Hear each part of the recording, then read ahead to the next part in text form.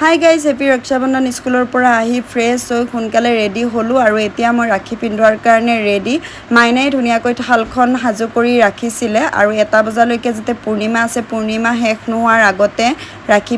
পিন্ধোৱা এই যিটো নিয়ম সেইটো শেষ কৰিব লাগিব তো এতিয়া ফাৰ্ষ্ট মই বাপাক পিন্ধালোঁ আৰু সি মোক দিলে 100 টকা গিফ্টত আৰু এতিয়া মই পিন্ধাই আছোঁ ৰাখি টুকুক তো তাকো ৰাখিডাল ধুনীয়াকৈ পিন্ধালোঁ আৰু সি মোক গিফ্টত দিলে চকলেট আৰু এটা পানী বটল আৰু এই ভিডিঅ'টো 9 তাৰিখে আপলোড দিব লাগিছিলে কিন্তু কিছু অসুবিধাৰ কাৰণে আপলোড দিয়া হোৱা নাছিলে ভাবিলোঁ আজি আপলোড দিওঁ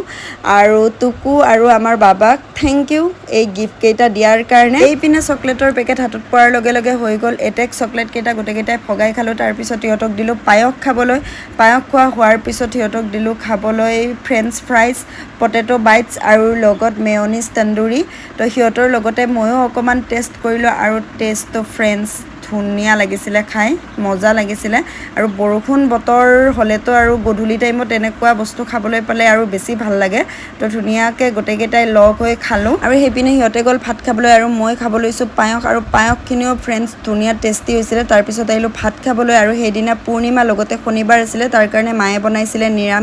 নিৰামিষত আছিলে দাইল শুকান ভাজি পটল ভাজি দাইলৰ বৰা আৰু মাইনাই বনাইছিলে বাটাৰ পনীৰ খাবলৈ বহুতেই বেছি ভাল হৈছিলে ফ্ৰেণ্ডছ তো আজিৰ ভিডিঅ'টো চাই যদি ভাল লাগিলে লাইক কমেণ্ট শ্বেয়াৰ ছাবস্ক্ৰাইব সকলোখিনি কৰি দিব আজিৰ কাৰণে বাই